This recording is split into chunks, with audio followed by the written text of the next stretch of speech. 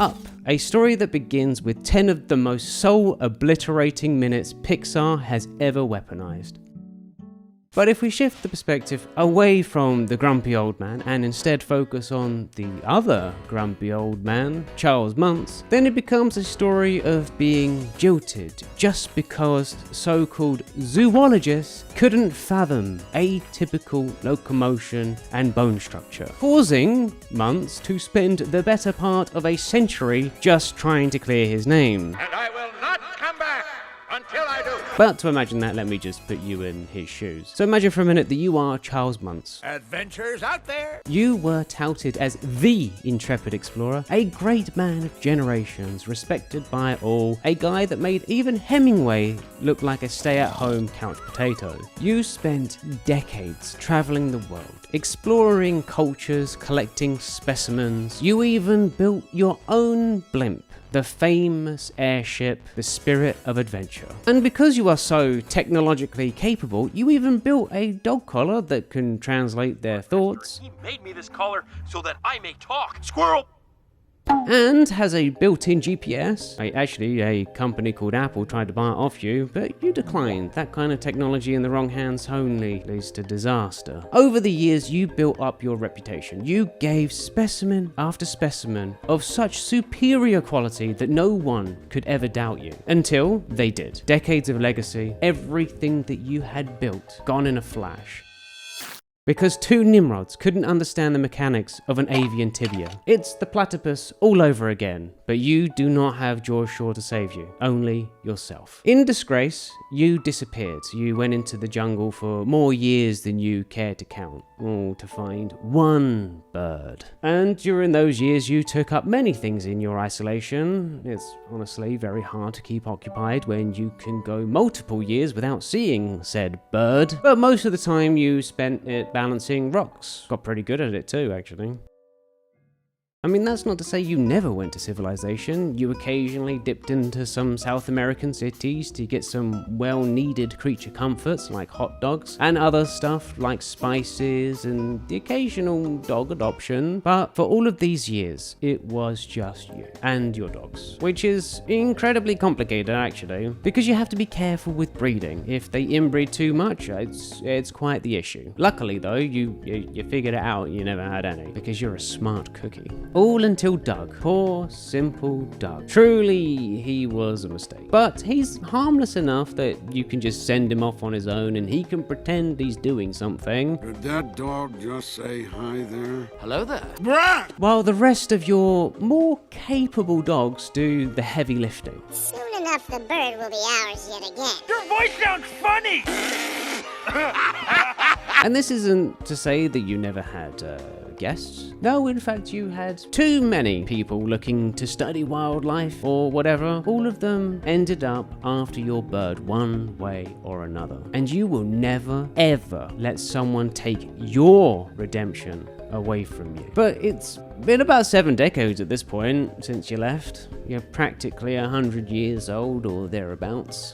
Sunk cost does not even begin to describe what you're going through. You went a little mad, started collecting these people that wanted to rob you like trophies. Finally, after some years, you actually had a new display, all for you. They say man is the greatest prey, ergo the greatest trophy. Anyway, imagine your absolute and sheer astonishment when one day you get a call from one of your dogs. Something about a bird sighting, which is awesome, but then also something about a small mailman, which is strange because you haven't even shown your dogs a mailman before. Maybe it's just translating day-to-day humanoid threat. You don't really get mailmen in Venezuela, in the Amazon jungle. But walking out, you see 2 future trophies, all about to be taken out by your dogs, the way it should be. But you look up, you see a house, a fucking house defying the laws of physics. A floating house?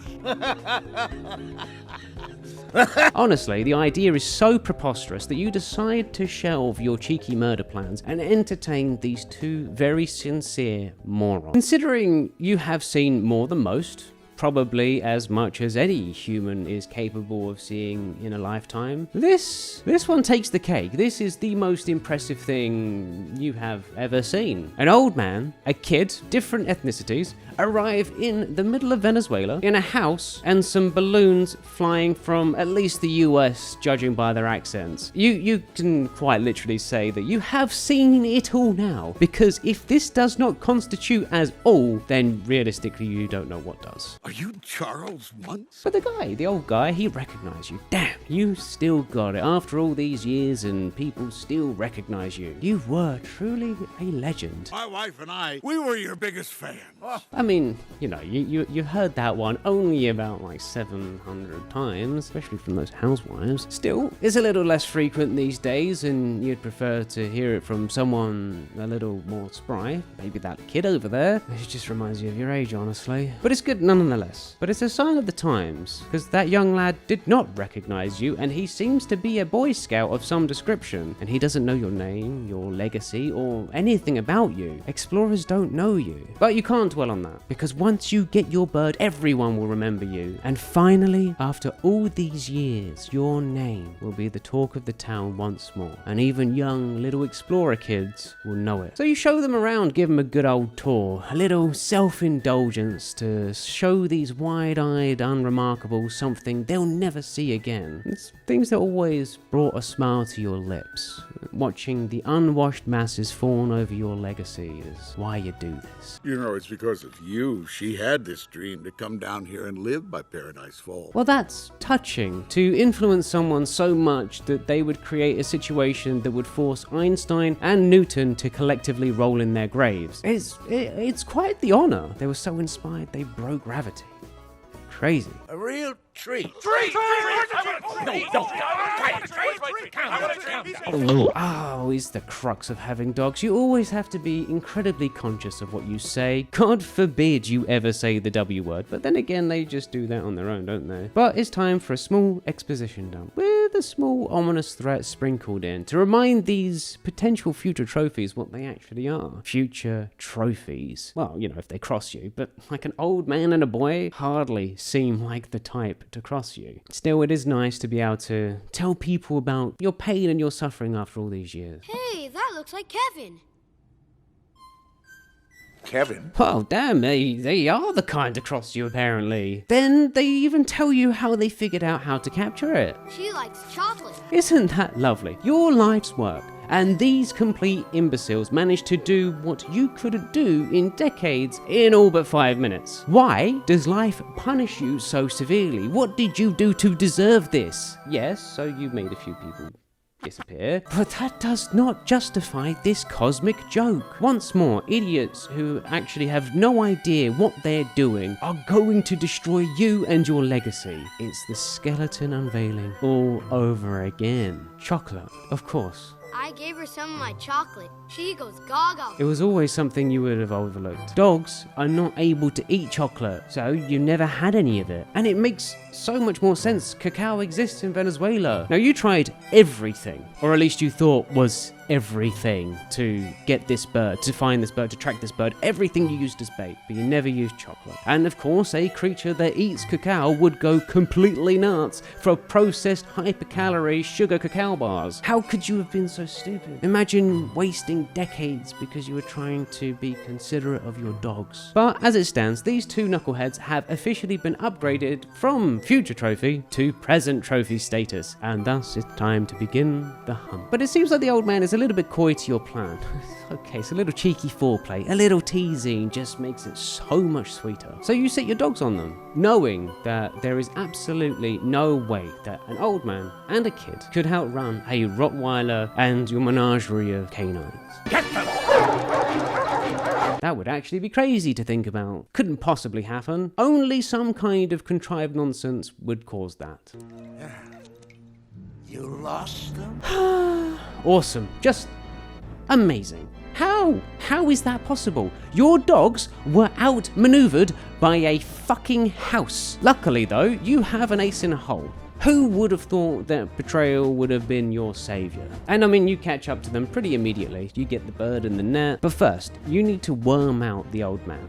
And this sentimental old fool is probably mourning the loss of his wife, and has a lot a small amount of emotional attachment to this house. So of course, your natural option is to set fire to it. Burn the fucker down, make him suffer. Watch his legacy go up in flames like he's trying to do to you. Of course, you could have just used your 20 dogs to rip them all to shreds, but since they have escaped you previously, it's better to err on the side of caution. That way, there can be absolutely zero chance of failure. This is what you've waited for 70 years, and no one, not even some old man, is going to keep you from the redemption of your legacy, even if you have to trample all over him to get it. After all, it's not about the character of how you lived, but it's how people perceived how you lived that's important. If only you discovered Instagram, then you would have been king. But it does the trick, and you head off to capture your glory, leaving that old man to starve and rot in his house on a waterfall. What an idiot. He will die old and alone, where you will die a beloved hero to all. Okay, but like how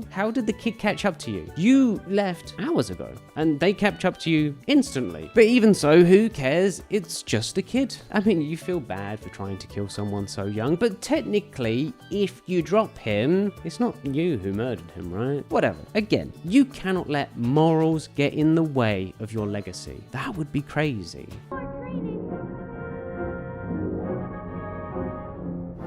Oh yeah, so everyone and a house with balloons is faster than your blimp. Awesome. Should have upgraded years ago when you had the chance, but airships are just so damn cheap compared to airplanes. The worst part is that they infiltrate your airship, and your dogs, you know, with these creatures with insane senses of smell, can't find them. All they have to do is look for the smell of prunes. But you do find them in the end, and you head out and you have a cheeky 1v1 with the old man. But using some leverage, he climbs out and heads on to the top of the blimp, leaving you to chase after him. But at this point, you would rather die than let this opportunity slip through your fingers. So instead of chasing him with nothing, you use your brain. You quickly head back in and grab your gun, because honestly, if you're gonna do this, you're gonna do it right. Like, up until this point, you have tried killing them in some roundabout ways, but it's time to take a more direct and easier hand. So of course you chase them onto the house. Why wouldn't you? Right now, you're going completely insane. They think that they can run you around and escape on this goddamn house thing. No way. No way in hell.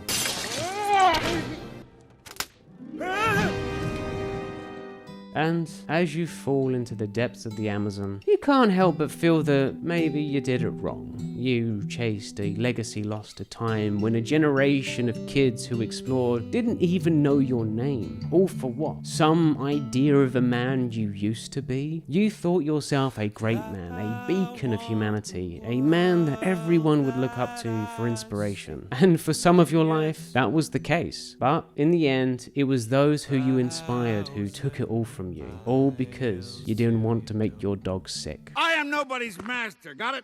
I don't want you here, and I don't want you here. Hello there. Thank you so much for watching, and if you like the video, please give it a like and consider subscribing. There won't be a poll for the next couple of weeks because I have to have 2 wisdom teeth extractions, and also it has Halloween coming up in the next couple of weeks. So the next couple of videos will be Final Destination and Twilight, which is going to be hilarious. Twilight's going to be a lot of fun. Anyway, I just want to shout out my members real quick, especially good old Granite and Alexander Colburn. Thank you guys, your support means the world to me. And of course, Lavender, Zyla, Toast the Bread, Takaru, and Alan.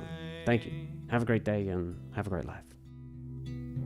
There I was, watching as the dreams we had all